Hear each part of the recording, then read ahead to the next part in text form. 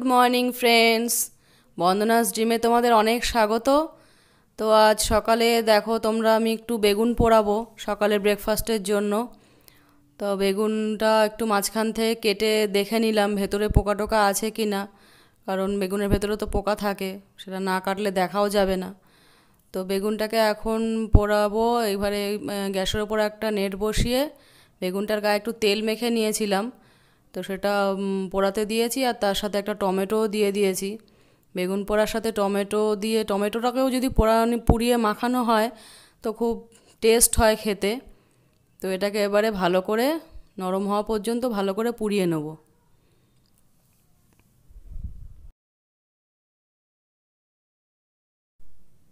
তো দেখো বেগুন আর টমেটো বেশ ভালো মতো পুড়িয়ে নিয়েছি।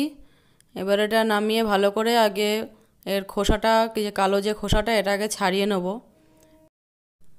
একটা বাটিতে একটু জল নিয়ে ভিজিয়ে ভিজিয়ে, হাতটা ভালো করে ভিজিয়ে ভিজিয়ে বেগুনের খোসাটা ছাড়িয়ে নিচ্ছি।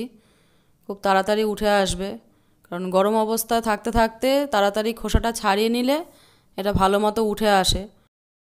ঠান্ডা হয়ে গেলে যদি না তোলা যায়, ওই জন্য তাড়াতাড়ি গরম গরম এটা খোসাটা ছাড়িয়ে নিচ্ছি। এই একইভাবে টমেটোর খোসাটাও ছাড়িয়ে নেব। টমেটোটাও বেশ সফট হয়ে গেছে। টমেটো আর বেগুন পোড়াটা একসাথে খুব ভালো করে চটকে মেখে নিয়েছি। এবার এর মধ্যে একটু নুন দিয়ে, আর এখানে রয়েছে পেঁয়াজ, কাঁচা লঙ্কা কুচিয়ে রেখেছি, আর ধনেপাতা, এগুলো দিয়ে ভালো করে এর সাথে মেখে নেব। আর একটু কাঁচা সর্ষের তেল দিলে আরও বেশি ভালো লাগে, একটু সর্ষের তেলও দিয়ে দিলাম।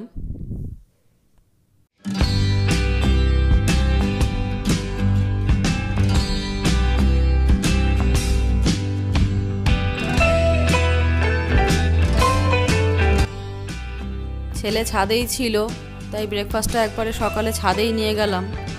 ওখানে দুজনে একসাথে দাঁড়িয়ে দাঁড়িয়ে গল্প করতে করতে সকালের ব্রেকফাস্টটা সারা হয়ে গেল। আমার ছেলেকে এখন এত বড় হয়ে গেছে, তাও সবসময় খাইয়ে দিলেই ওর ভালো হয়। তো বললো মা খাইয়ে দাও, তাই দুজনে এক থালায় নিয়ে সকালের ব্রেকফাস্টটা খেয়ে নিলাম।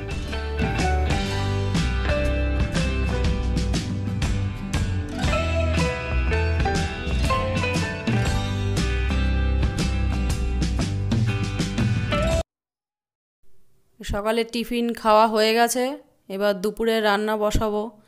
আজ মাছের মাথা দিয়ে বাঁধাকপি রান্না করব, আর তার জন্য এই আদা, রসুন আর লঙ্কা এটা মিক্সিতে দিয়ে একবারে পেস্ট করে নেব। আর মাছের মাথাগুলো আগেই ভেজে রেখেছি, এটা দিয়ে বাঁধাকপি বসাবো। কড়াইতে তেল দিয়েছি, এবারে একটু তেজপাতা আর জিরে ফোড়ন দেবো।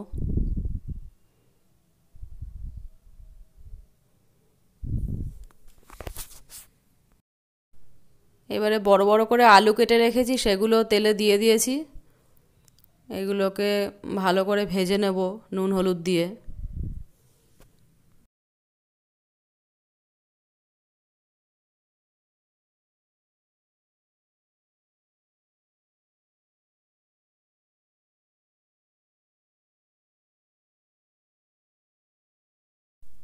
আলুগুলো মোটামুটি লাল লাল করে ভাজা হয়ে গেছে।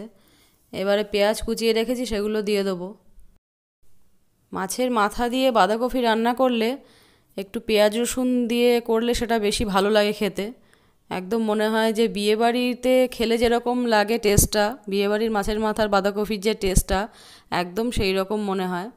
তো আমি ওই জন্য মাছের মাথা দিয়ে বাঁধাকপি রান্না করলে পেঁয়াজ রসুন সবই দিই। তো এইবারে মশলাটা দিয়ে দেবো, যে আদা রসুন লঙ্কার যে পেস্ট করেছিলাম সেটা দিয়ে দিলাম।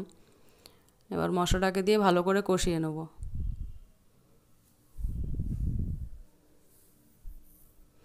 একটু টমেটো কেটে রেখেছিলাম, সেটাও দিয়ে দিলাম।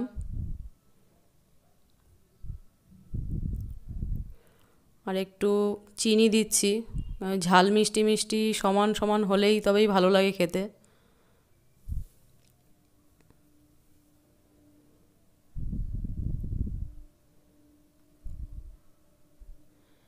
এবারে ভাজা মাথাটা দিয়ে দিলাম, মাছের মাথাগুলো, এগুলো একটু ভেঙে দেব।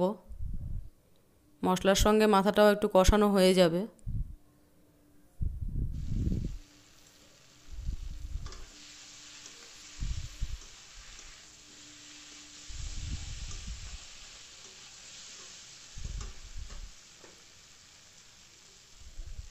এবারে বাঁধাকপিটা দিয়ে দিচ্ছি। বাঁধাকপিটা আমি একটু ভাপিয়ে রেখেছিলাম গরম জলে, একটু অল্প অল্প সেদ্ধ, বেশি না, বেশি সেদ্ধ করলে আবার ভালো লাগে না। অল্প একটু সেদ্ধ করে নিয়েছিলাম যে গন্ধটা তাহলে চলে যায়। এটা ভালো করে নেড়ে চেড়ে দিয়ে এবার একটু ঢাকা দিয়ে দেবো, আলুগুলো একটু সেদ্ধ হবে।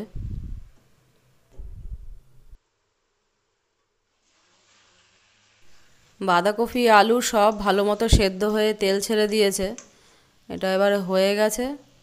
একটু গরম মশলা ছড়িয়ে দিয়ে আর নামিয়ে নেব।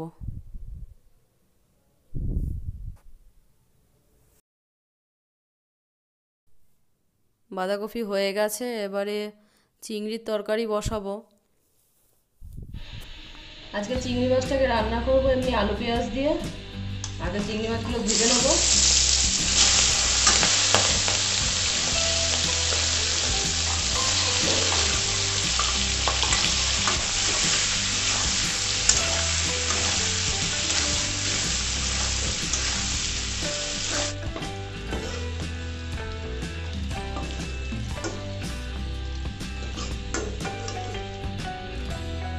একটু তেজপাতা ফোড়ন দিয়ে আলুগুলো ভেজে নেব।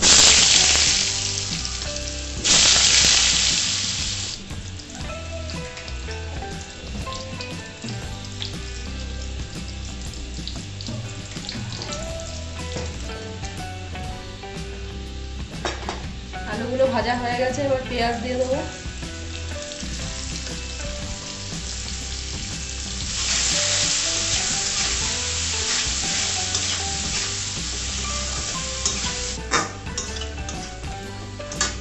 পেঁয়াজটা ভাজা হয়ে গেছে, এবার এখানে টমেটো, লঙ্কা আর একটু জিরের গুঁড়ো পেস্ট করে নিয়েছি, সেটা দিয়ে দেবো।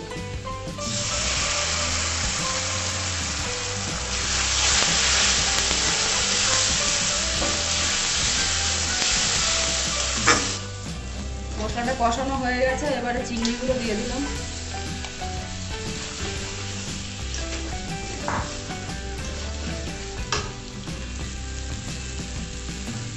এবারে জল দিয়ে দেবো।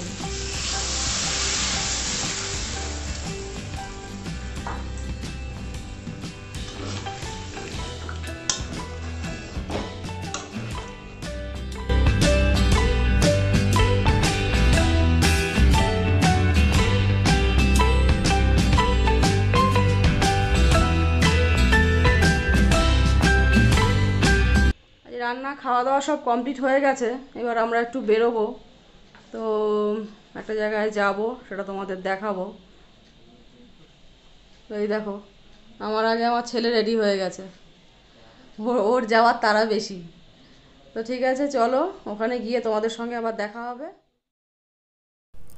তো দেখো আমরা চলে এসেছি এখানে। এখানে মাটির জিনিসপত্র তৈরি হয়।